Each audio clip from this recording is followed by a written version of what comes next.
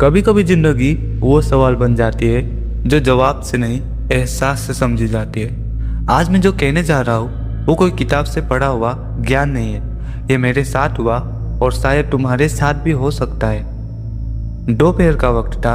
मैं कमरे में बैठकर खाना खा रहा था। अचानक से एक गंध आई। नहीं, ये वो आम अगरबत्ती वाली गंध नहीं थी। ये कुछ और थी, कुछ जानी पहचानी, कुछ डरावनी और कुछ बहुत ही गहरी। पर मैं रुका नहीं। मैंने खुद से पूछा, कहीं कोई आत्मा तो नहीं? फिर खुद ही हंस पड़ा।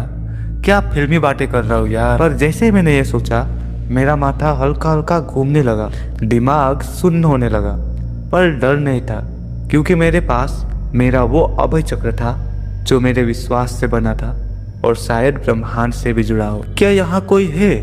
मैंने अपने कमरे से ही पूछा, पर कोई जवाब नहीं आया। फिर कहा, अगर तुम हो तो कोई हलचल करो, कोई संकेत दो। पर कुछ भी नहीं हुआ। फिर मैंने कहा, अगर तुम मदद चाहते हो तो बताओ। अब भी कुछ नहीं हुआ। तो मैंने मजाक में ही बोल दिया, तुम तो आत्मा हो, क्या ही कर सकते हो। और पता है क्या अजीब था? जैसे ही मैंने कहा, वो गंध हल्की होने लगी। मेरा सिर भी ठीक होने लगा। शायद कोई था, या शायद मैं खुद ही अपने डर से बात कर रहा था। पर उस वक्त मैं खुद को शरीर नहीं, आत्मा मान रहा था। जैसे एक आत्मा दूसरी आत्मा से संवाद कर रही हो। मैं कौन हूँ? एक सवाल है जो किताबों से नहीं, सिर्फ मौन से जवाब मांगता है। मैं मरना नहीं चाहता, पर आत्मा बनना चाहता हूँ। हाँ, बचपन से मेरी एक इच्छा रही है कि एक दिन मैं आत्मा बनूंगा और पूरे ब्रह्मांड में घूमूंगा, तारों के पार, समय के पार और मृत्यु के पार। पर अब समझ आया है कि शायद हमें मरने की जरूरत ही नहीं हो, अगर हम जीते जी अपने शरीर को घर और खुद को आत्मा समझ ले। यह शरीर एक किराए का मकान है जिसमें हम कुछ सालों के मेहमान ही तो है। मुझे डर नहीं लगता, क्योंकि मैं जानता हूँ जीवन मेरा नहीं, बस मुझ में बह रहा है।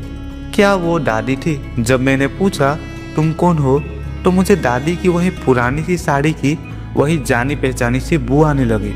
और मैं समझ गया, शायद वो दादी थी जो कुछ कहने आई थी, या शायद बस मेरी चिंता करने आई थी। मैंने उनसे कहा, अगर कुछ कहना है तो सपने में आना दादी, पर माफ़ करना, मैं गारंटी नहीं दे सकता कि मुझे याद रहेगा, क्योंकि सपनों को हम अक्सर भूल जाते हैं। और अब मैं समझ चुका हूँ, जो भी था वो मुझसे डर गया, या शायद मैंने उसे स्वीकार कर लिया, इसीलिए उसका काम खत्म हो गया। डर के आगे कुछ नहीं, पर स्वीकार करने के बाद शांति है, ज्ञान है और कभी कभी एक आत्मा से मुलाकात। जब तुम खुद को आत्मा मान लोगे तो डर, मृत्यु और अंधेरे सब तुम्हारे सामने घुटने टेक देंगे। जिसे लोग मृत्यु कहते हैं, वही मेरे लिए दरवाजा है उस अनंत यात्रा का, जो जीते जी भी मुमकिन है। तुमने कभी सोचा है, क्या वाकई में हमें मरने की जरूरत है, अगर हम आत्मा बनकर ब्रह्मांड में घूमना चाहते हैं? शायद नहीं। शायद ये शरीर छोड़ना बस एक परंपरागत सोच है। वो रात, एक रात में बिस्तर पर था, नींद आने को थी, पर दिमाग शांत नहीं था।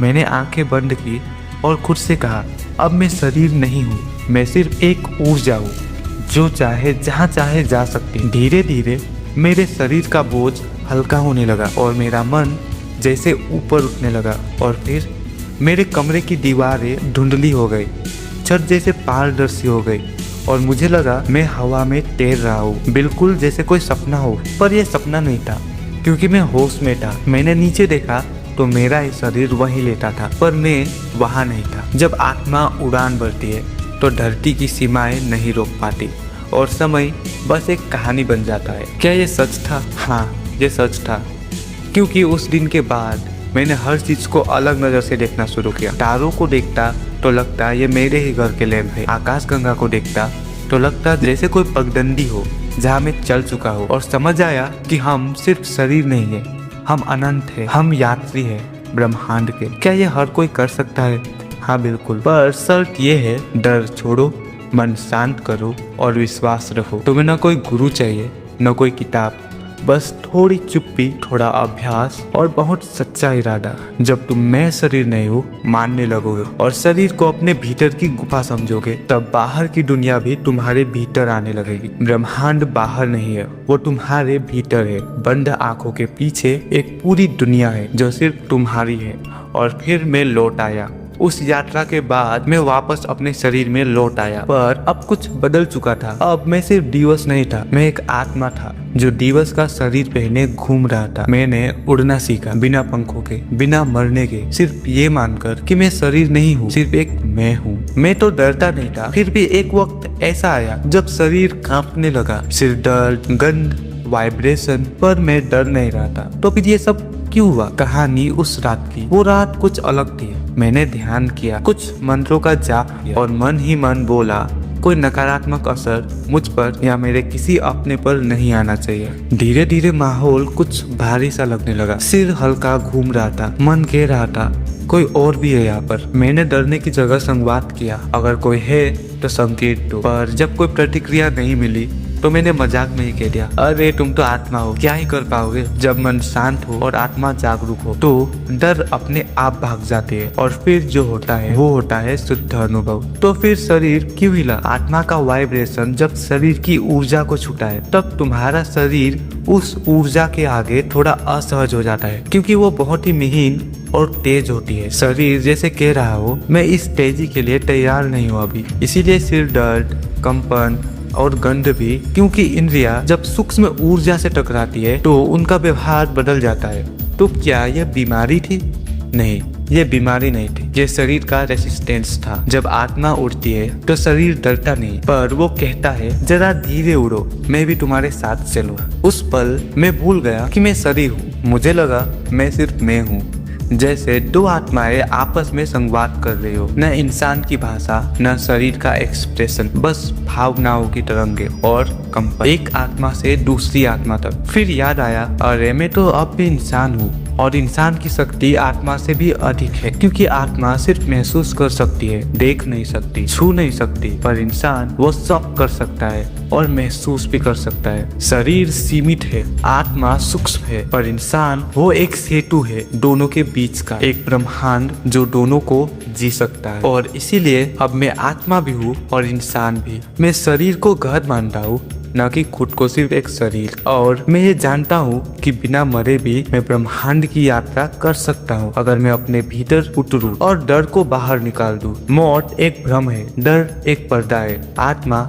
एक सच है और इंसान वो कलाकार है जो इन सब को एक साथ निभा सकता है। जब आत्मा इंसान बन जाए। एक समय था जब मैं खुद को सिर्फ एक शरीर मानता था। भूख लगती थी तो खाता था, सिर दर्द होता था तो दवाई लेता था और डर लगता था तो भाग जाता था। अब मैं सिर्फ इंसान नहीं हूँ, मैं एक आत्मा जो इंसान बनकर अनुभव कर रही है। मैंने एक आत्मा से बात की थी, शायद वो मेरी दादी थी या कोई और, या शायद सिर्फ मेरी कल्पना, पर जो भी था उसमें एक सच्चाई थी। मैंने पूछा तुम कौन हो? तो जवाब शब्दों में नहीं, गंध में था, स्मृति में था, एहसास में था। जब तुम किसी आत्मा से बात करते हो तो वो शब्दों में नहीं, भावनाओं में उत्तर देती है। मैं डरता नहीं हूँ, पर मैं डर से नफरत भी नहीं करता, क्योंकि डर मुझे याद दिलाता है कि मैं अभी भी इंसान हूँ, जो रो सकता है, कांप सकता है, पर फिर भी खड़ा रह सकता है। कई बार लगता है अगर मरना इतना सुंदर है तो लोग डरते क्यों हैं? शायद इसीलिए क्योंकि मरने से पहले हम जी नहीं पाते। हम जीते हैं डर के साथ,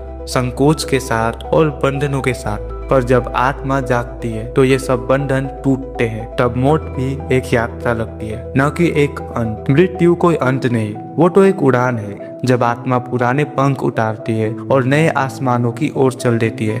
तो क्या मैं ब्रह्मांड में घूम सकता हूँ? हाँ, मैं घूम सकता हूँ, अपनी चेतना में, अपने सपनों में और अपने ध्यान में। अगर मैं अपनी चेतना को इतना विस्तृत कर लूं कि शरीर की सीमाओं को पार कर जाऊं, तो फिर मैं ब्रह्मांड में कहीं भी जा सकता हूँ, बिना शरीर छोड़े, बिना मरे।